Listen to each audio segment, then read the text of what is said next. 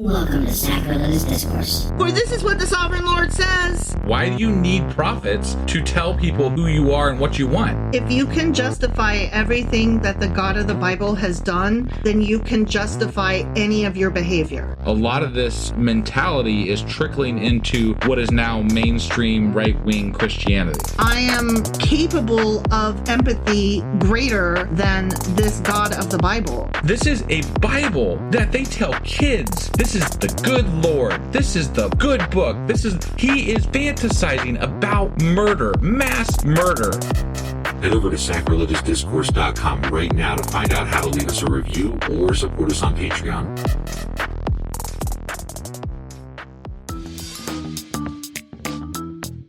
Hey there, sinners and saints. It's your favorite Bible-bashing duo from Sacrilegious Discourse, and we need your help. That's right, folks. We're raising funds for some heavenly equipment and a studio that doesn't sound like it's in the depths of hell. Our current setup, let's just say it's more apocalypse than audiophile. So if you want to hear us dissect the Bible without the background noise of demonic squirrels, chip in a few bucks. We're aiming for $5,000 to upgrade our audio and build a studio worthy of blasphemous banter.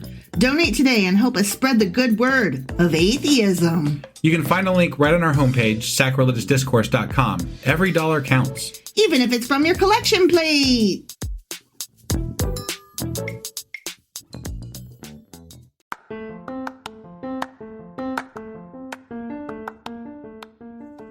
Hey you, welcome to Sacrilegious Discourse. I'm husband. I'm wife. And together we're reading the Bible. Starting with Genesis and eventually ending with Revelations, we're working through every book and offering our atheist 2 cents. Or shekels. Yeah, those. We're asking questions and pointing out all the nonsense. We aren't academics or scholars. Nope. In fact, when it comes to religion, we really don't know anything at all. What we've learned so far is that God's a dick. Oh, he really is, isn't he? If you're interested in how we reached this startling conclusion, maybe start from episode 1. Otherwise, jump in anywhere. It's all good. Yep.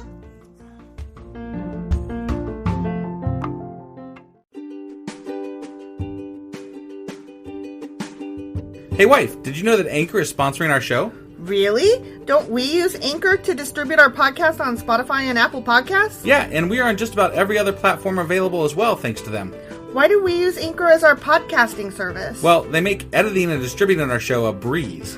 What if one of our listeners wants to start their own podcast? Then they should head over to anchor.fm or download the app to get started. Awesome! You guys should go do that right now!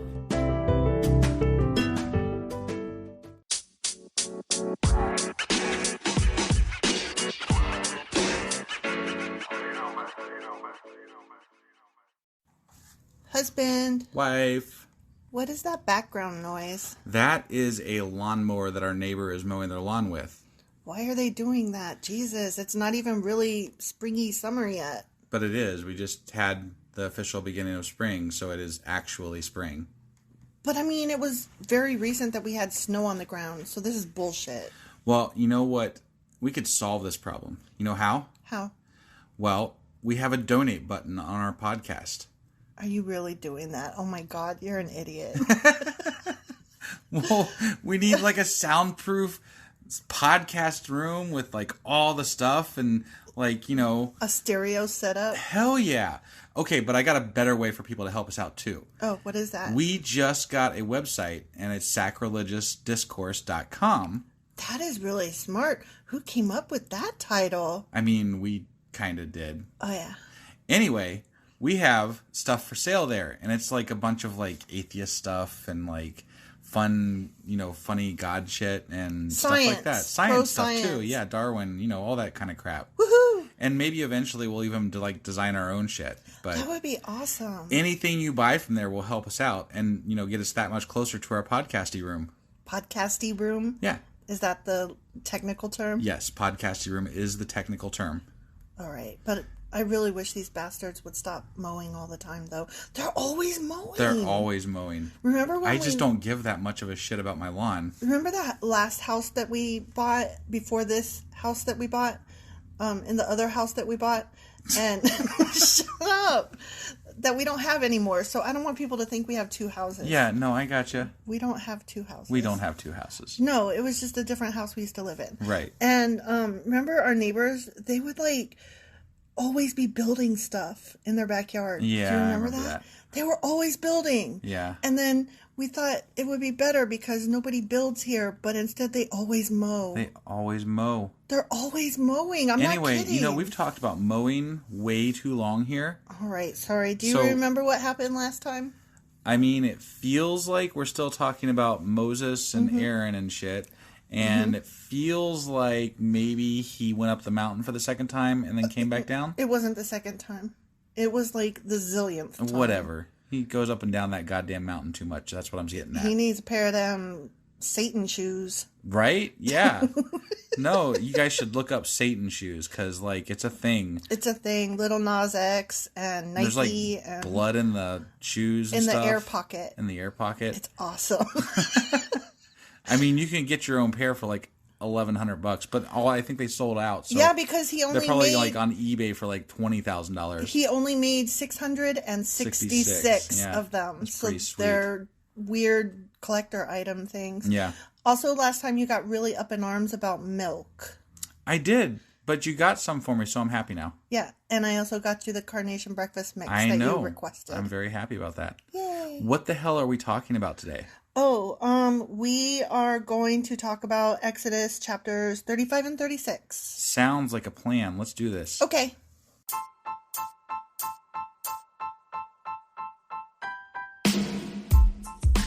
Hey, wife. Yes, husband.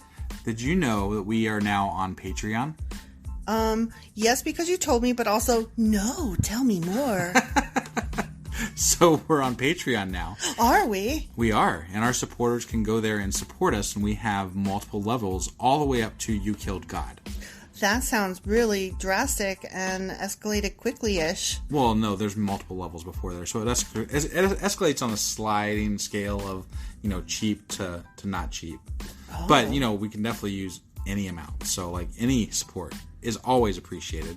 So what exactly is Patreon? It's a place where you can show your support for our podcast. And just our podcast? Any podcast or any performer. But, we're the ones that, you're listening to right now. So maybe you should, support us. That'd be awesome. That would be awesome. But we love you anyway. So all you got to do is go to Patreon, look up Sacrilegious Discourse. It's actually patreon.com/sacrilegious discourse is our actual main page there. So head on over and send us some love. Yeah.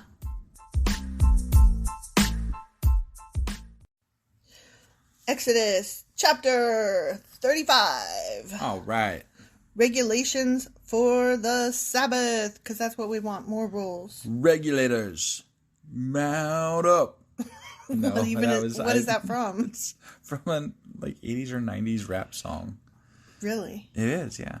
I'm not familiar with that. I can't even remember the name of the song, but it's from one, so Okay. I know this. I was thinking that you were like gladiators from the Gladiators show. Do you remember that show? I don't know what the hell you're talking about. Oh my god. Okay, so there was this show. Sorry. Jesus, we're on a rant again. I know, but listen. Okay, so there was this show, and they were called Gladiators, but it was basically like early parkour where they had to complete this. Oh! Yeah. Oh, American Gladiators. Yeah, that one.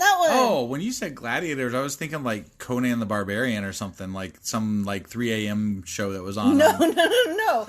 Like they had to. They shot tennis balls at him and shit. And they had to jump over stuff and dive over stuff. And they beat each other with sticks. Oh, yeah. And they had to tightrope walk and I shit love like that show. That show was so funny, but the judge would always say, Gladiators! That's what I thought you were saying. Gotcha.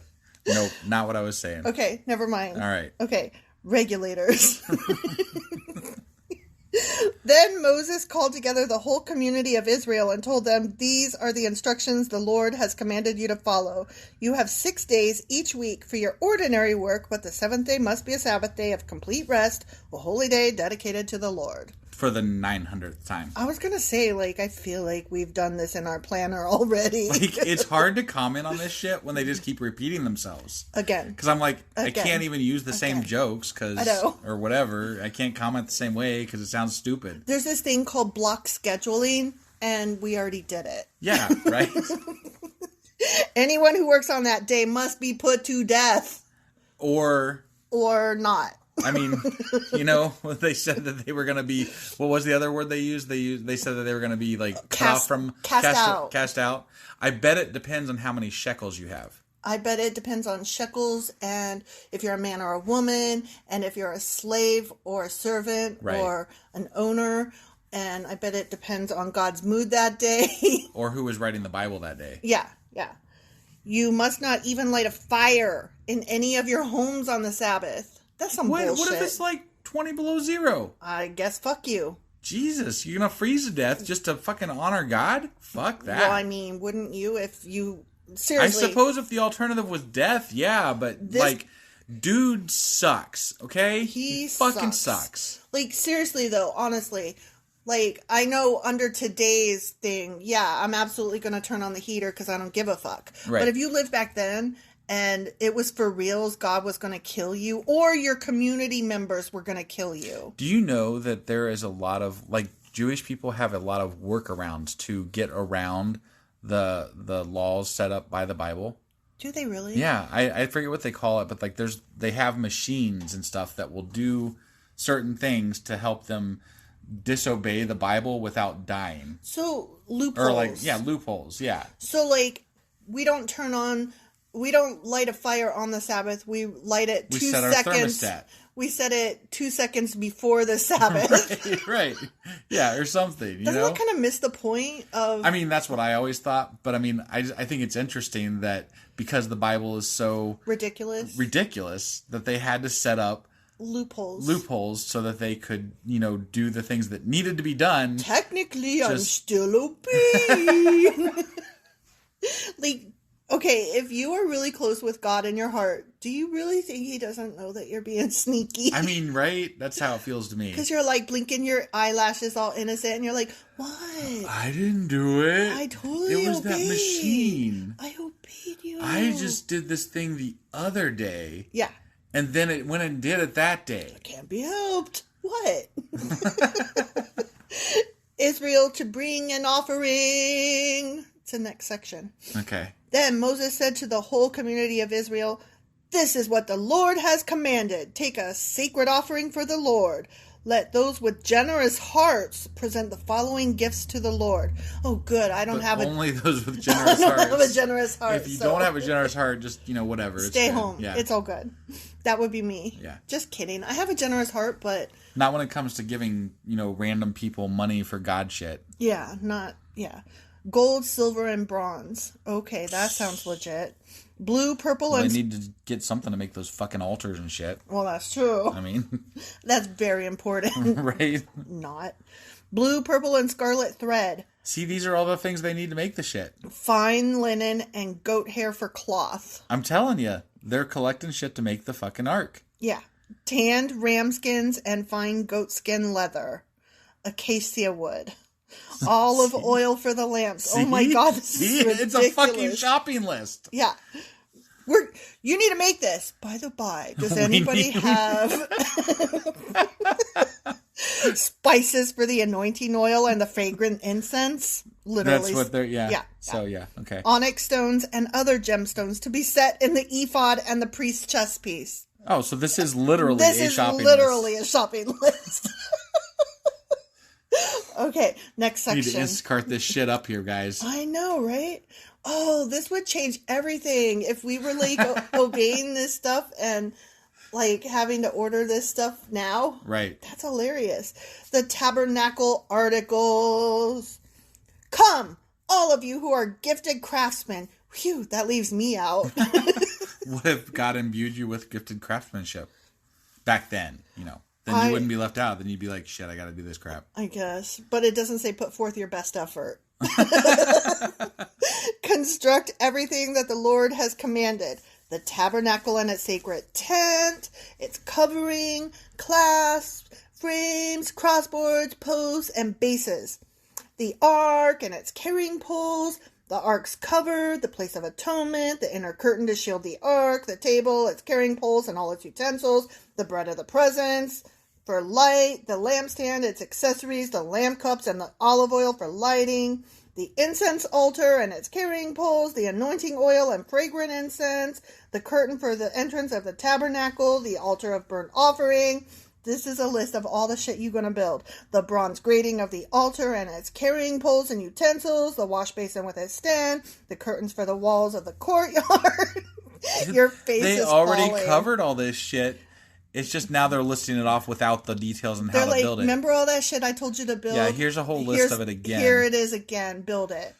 The posts and their bases, the curtain for the entrance of the courtyard, the tent pegs of the tabernacle and courtyard and their ropes, the beautifully stitched garments. I guess I do have to put for my best. Do you know if maximum effort? Maximum effort.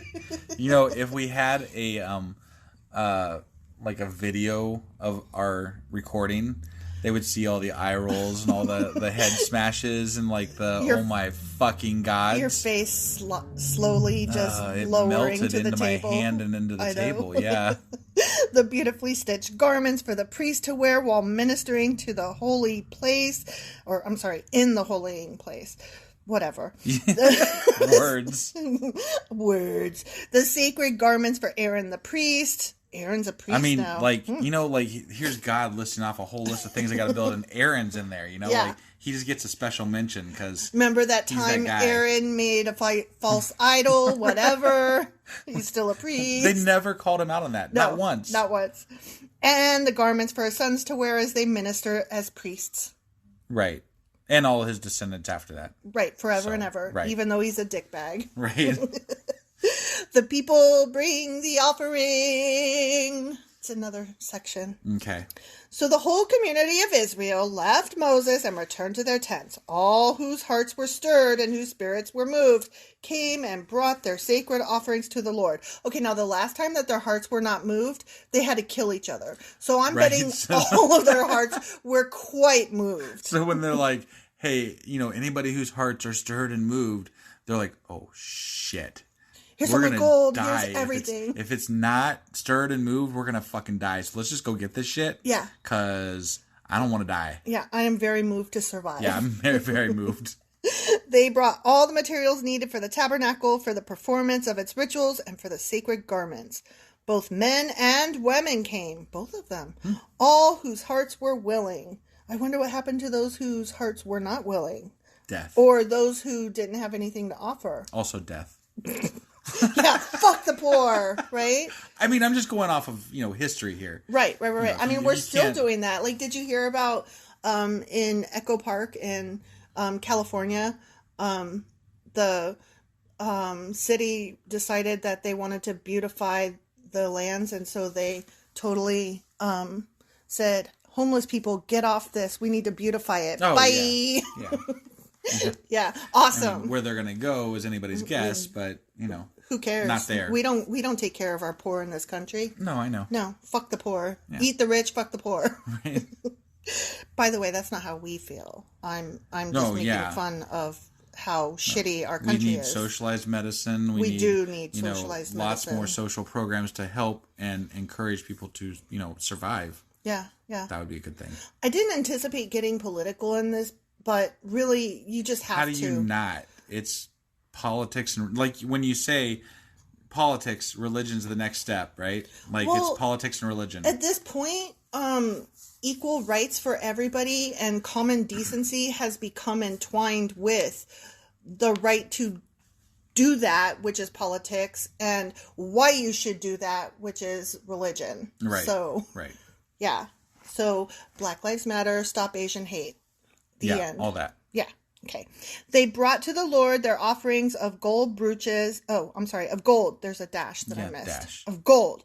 Brooches, earrings, rings from their fingers, and necklaces, but not toe rings or ankle bracelets. And apparently they still had some of these things after giving them all to Aaron to melt down. Oh, shit. Yeah, I forgot about that. They had so much gold last time. Right? I said last time.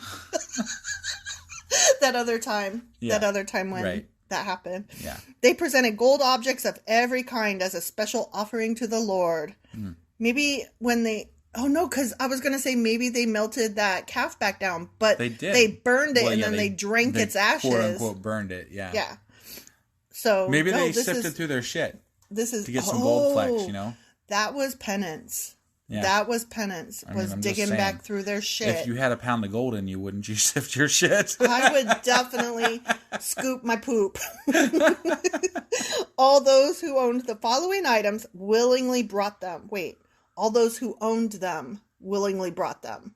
That is to say, everybody who owned this stuff gave it up because they were forced to. Right. Yeah. I mean, I don't think they had much of a choice. No.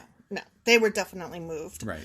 Blue, purple, and scarlet thread, fine linen and goat hair for cloth, and tanned ram skins and fine goatskin leather. And all who had silver and bronze objects gave them as a sacred offering to the Lord, and those who had acacia wood. It's very hard to follow you when you read like that, you know? This is just ridiculous. I know, it's a repeating. I know. Okay, acacia wood brought it for use in the project. All the women who were skilled in sewing and spinning, because men were not skilled in that. Men can't sew. Guys can't, yeah. I mean, who would? I mean, our fingers don't even do that thing. Oh my God! Like, what's really funny is that I have never sewed a thing, and you actually have because you were like Boy Scouty, and at this point, well, no, I took home ec. I had to do sewing in home ec. Really? Yeah. That is so interesting to me. I actually made things with a sewing machine. Wow. Yeah. So you could sew at this point, and I totally can't. Oh, and I did basket weaving in Scouts. Wow. Yeah. You made shit. Yeah. You are totally a girl in God's eyes. Which is fine. Whatever. Because girls are awesome. I don't really care. I'm glad you can sew. One of us won't get killed. Let's see. Skilled in sewing and spinning prepared blue, purple, and scarlet thread and fine linen cloth. All the women who were willing, used their skills to spin the goat hair into yarn. I wonder what happened to those who weren't willing. Death. I mean, it's, you know. Cast out. Death. Yeah, right. Which is death back then. Like, really. How could you say, I'm not willing to do that? Right. The leaders brought onyx stones and the special gemstones to be set in the ephod and the priest's chest piece. They also brought spices and olive oil for the light and anointing oil and the fragrant incense. So the people of Israel, every man and woman who was eager to help in the work the Lord had given them through Moses, brought their gifts and gave them freely to the Lord.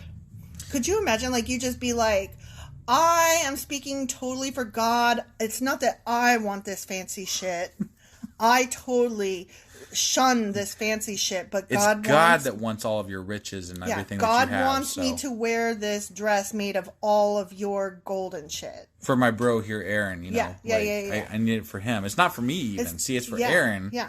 And, like, he's going to teach you guys how to get close to God. So, like, it's totally legit. Yeah, totally legit. You guys just totally need to give up all that shit that you guys have. Because God said. Because God. Yeah, not me. You saw that fucking cloud on the mountain, right? I totally saw that cloud on the mountain. You saw when I told all those people to kill all the other people, right? I totally saw you tell them to kill everybody. I will totally do that again. So let's, like, you know, give me your shit. Okay. The call of Bezaleel and Aholiab. Oh, remember? Yeah, I remember that. Yeah, I don't really remember what they were about. But, you know, I remember talking about those names. I remember not being able to pronounce their names. Stuff, yeah. Then Moses told the people of Israel, the Lord has specifically chosen Bezalel, son of Uri. Remember, because sometimes sometimes it's Bezaleel and sometimes it's Bezalel. Yeah, and in the title it's always Bezaleel, but in the paragraph it's Bezalel. I wonder what that's about. I don't wonder, like, a lot, but I wonder a little. Maybe it's one of those side notes we should, like, cover sometime later on as a thing. You know what? I'm going to have to go back and listen to all of these because I know. We're always talking about side notes that we never follow. I know. I should do that. I'm just going to start mentioning, like, twice an episode so that way you have to listen really closely for a long time. But I notice you're making the woman do it. Because man fingers and man ears and man eyes. Hold on now. Who in this house works full time for a living other than doing a podcast? I mean, I read the Bible, so... I listen to the Bible just as long as you read the Bible. Well, I am already doing God's great work. For God's sakes. Okay, yeah, I need to listen. Okay. Right. Anyway, Bezalel, son of Uri, grandson of Hur, of the tribe of Judah. The Lord has filled Bezalel with the Spirit of God, giving him great wisdom, ability, and expertise in all kinds of crafts. You know what? Oh, that's right, because they were talking about it when they were given the skills. Yeah. I need a picture of this guy up on my wall because he apparently is the god of crafts. That's a good point. Yeah. He is a master craftsman. But he's not in the tribe of Dan. No. He's in some other tribe. Right. Not the Dan tribe. Dan. Sorry, I can't let the Dan name. Tribe, because Dan. Tribe of Dan. Tribe of Dan. Dan the man. He is a master craftsman, expert in working with gold, silver, and bronze. He is skilled in engraving and mounting gemstones and in carving wood. He is a master at every craft. Holy shit. It says that. He is a master at every craft. That's amazing. I need this picture of this guy so that I can build an altar to him. Right, yeah. If I'm going to pray to anybody, it is going to be Bezalel. Bezalel. And the Lord has given both him and Aholiab, son of Ahisamach, of the tribe of Dan. Oh, there it is! Yeah! Tribe of Dan. The ability to teach their skills to others. See? Yeah. Well, why did Bezalel? Is that his name, Bezalel? Yeah. Why did Bezalel get all the talking here? And they're just like, oh, and there's Aholiab over there. And Aholiab of Dan. It's probably because he's part of the Dan tribe. You know the Dan tribe. Those fucking Dans over there, man. What's up with Dan? I mean, they're good people, but you can't really depend on the tribe of Dan. Right, yeah. Dans, I mean, Dans are okay, but you don't really want to depend on them. There's no Bezalel. There's no Bezalel. Or Bezalel. Particularly. There's no Bezalel allele. The Lord has given them special skills as engravers, designers, embroiderers in purple, blue, and scarlet thread on fine linen cloth, and weavers. They excel as craftsmen and as designers. Well, that's very, very neat. The end. All right, so we'll see you guys in the next chapter here.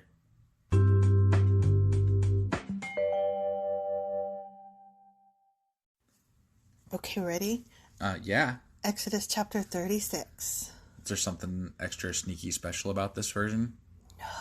Because you were looking at me like there's something going on here. No. Maybe you're secretly planning to spit in my face again. Again? Oh, yeah, I forgot I did accidentally spit at you. That was so gross and embarrassing. It really was. I'm embarrassed. Mostly just gross from my end. Yeah, but it was gross and embarrassing from my end. Right. Sorry. No, that's right. Sorry.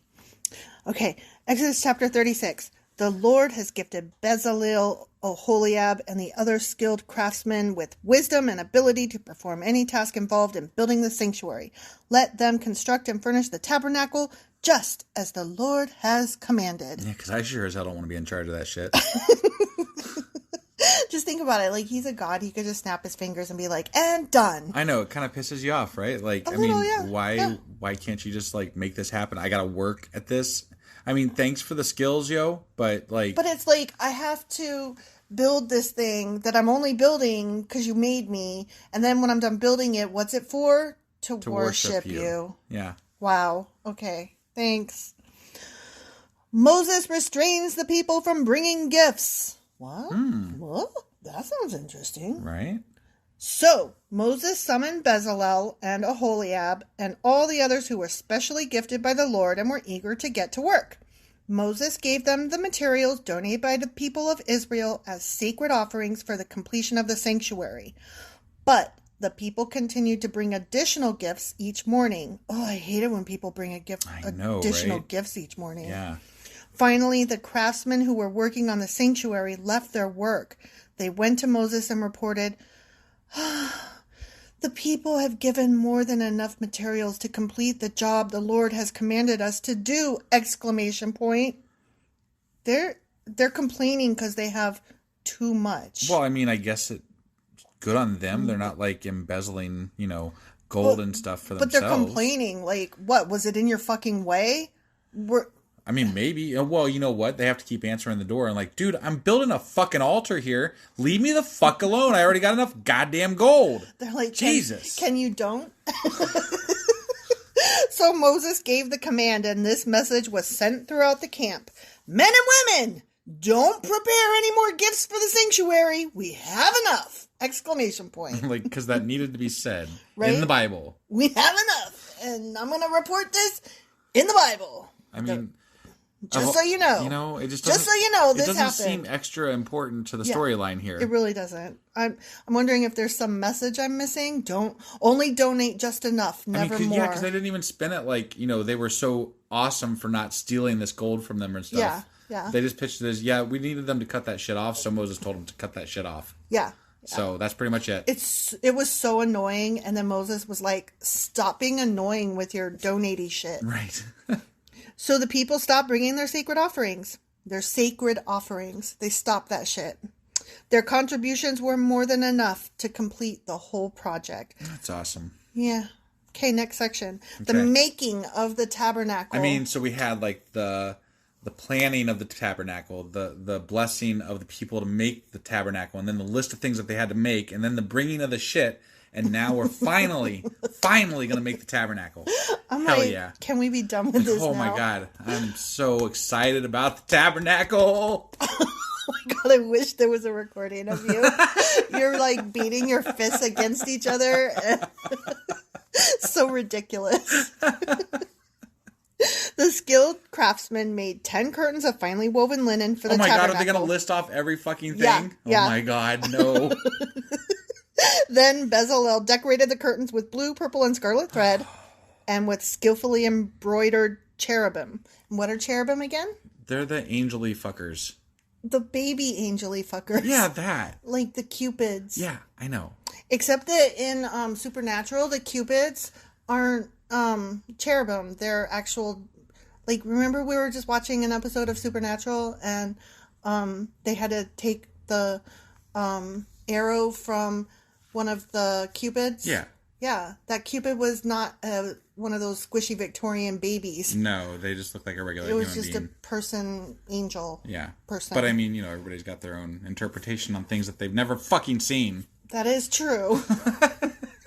All 10 curtains were exactly the same size, you know, as fucking instructed. Right. 42 feet long and 42. Oh, it's the meaning of life, the universe, and everything. If you don't know what the fuck that means, go look it up right goddamn now. True. It's kind of an emergency. So pause this shit and look it up. Pause this shit and say, what are these creeps going on about? Look what up is 42? What is 42?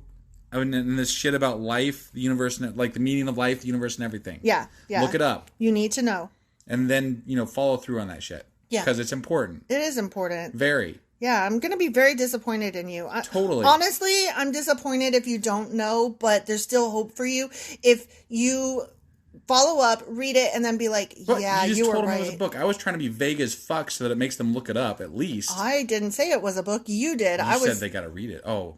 Read about it. Okay, my bad. Okay, so I fucked it up. It's a book. It's a book. That's all we're going to tell you. Yeah. So go look it up. So anyway, I'm disappointed if you don't know what it is already. But if you get done reading about it... We're not that disappointed, especially if you hit the support button. No, I'm very disappointed, even with the support button. Or buy some shit from our website. No, I'm still disappointed. It's okay. I'll be all right with you. Oh, make me the bad guy. Okay. I'm just saying, like, there is a forgiveness factor built in if you realize the error of your ways once you figure it out. All right, let's move along here. All right. That's enough about 42. 42 feet long and 6 feet wide. 5 of these curtains were joined together to make one long curtain, and the other 5 were joined to make a second long curtain. He made 50 loops of blue yarn and put them along the edge of the last curtain in each set. The 50 loops, I mean, this is boring. Can I tell you? I mean, I'm really angry that we have to go through this all again. You're angry at the boredom and repetition. It's so dumb. The 50 loops along the edge of one curtain matched the 50 loops along the edge of the other curtain. Then he made 50 gold clasps and fastened the long curtains together with the clasps. I hate the word clasps. Clasps. So I kind of try to just clasp. Claps.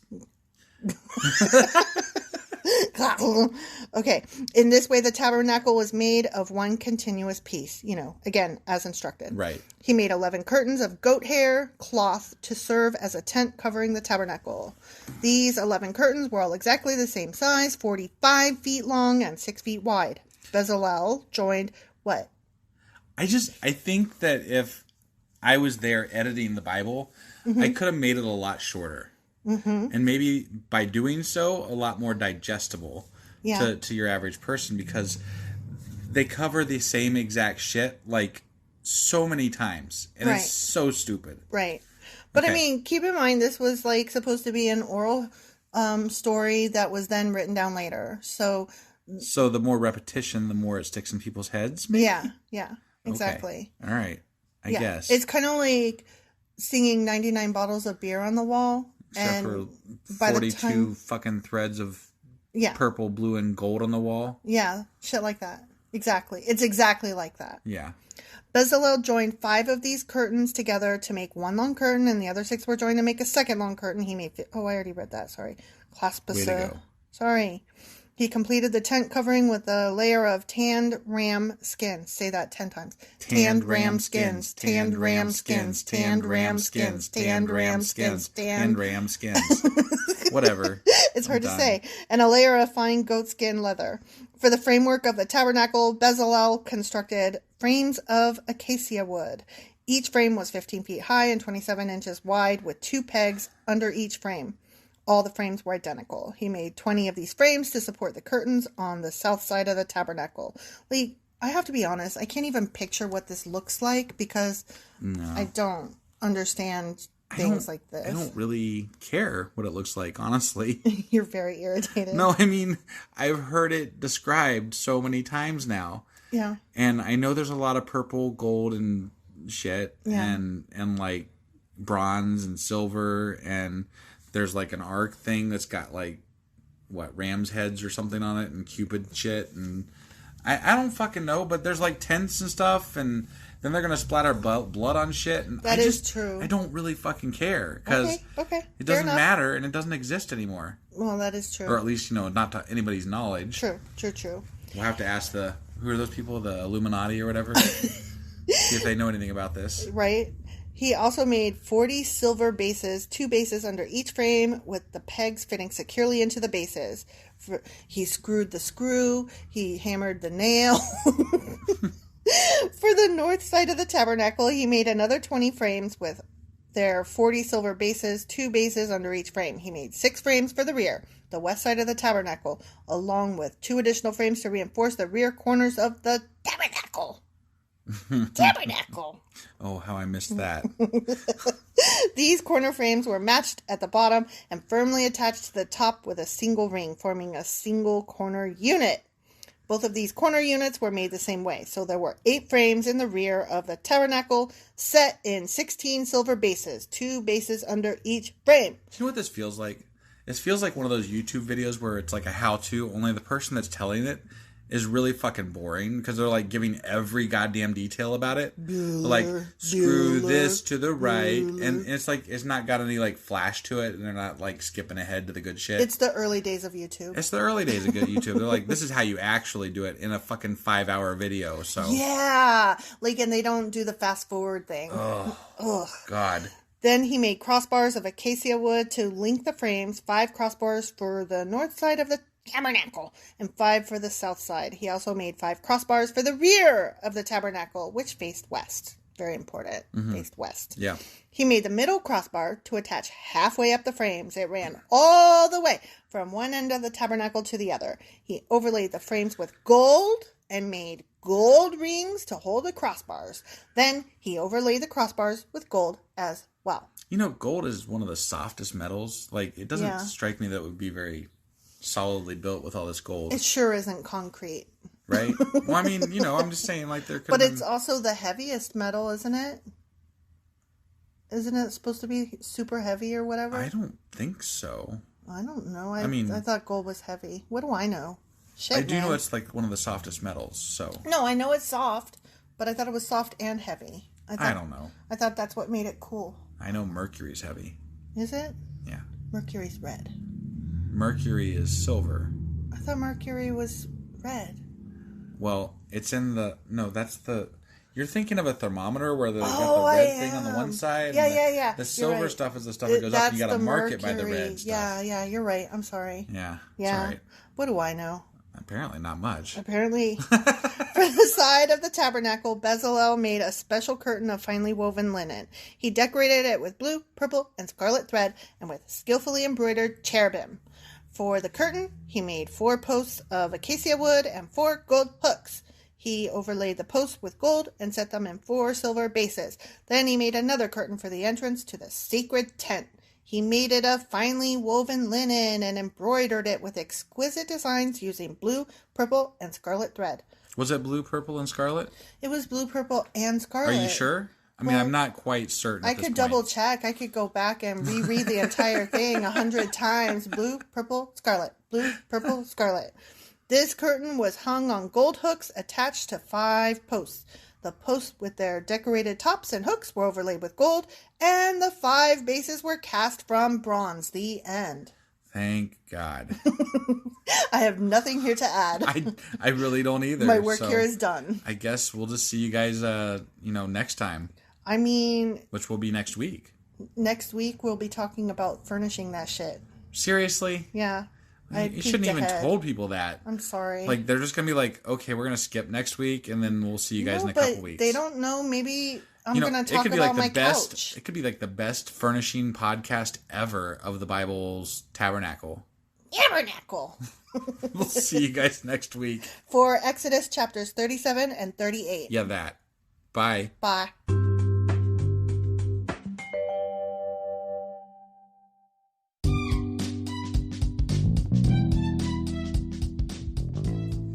Husband. Wife. Can I say the things now? Yes. Okay. So you had a list of items that you wanted people to check out? Yeah, definitely. Make sure you check us out on Twitter. We are there under the handle sacrilegious_D. For D's nuts. Yeah, that's exactly where I'd have gone with that. Yep. We also would love to get emails from you because we love hate mail, fan mail, the whole 9 yards there. That email address is sacrilegiousdiscourse@gmail.com. And we are now on YouTube. And if you are listening to us on YouTube, you're going to be running a little bit behind what our schedule is for our podcast because you're going to be hearing stuff from 2 months before if you are caught up.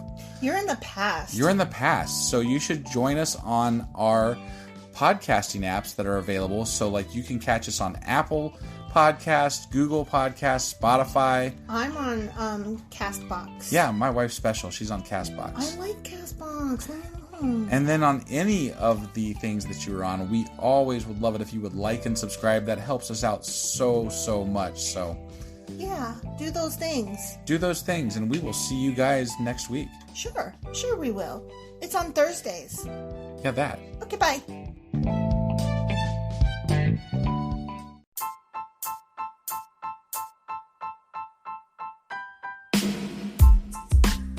Hey, wife, I guess that's the end? But husband, that's just sad. It doesn't have to be. We are on lots of social media platforms like Twitter. Our handle there is sacrilegious_D. For D's nuts. Oh my God. Stop doing that. Anyway, we're also on Facebook, Instagram, and Pinterest. There's a link to all of our social media sites at our website.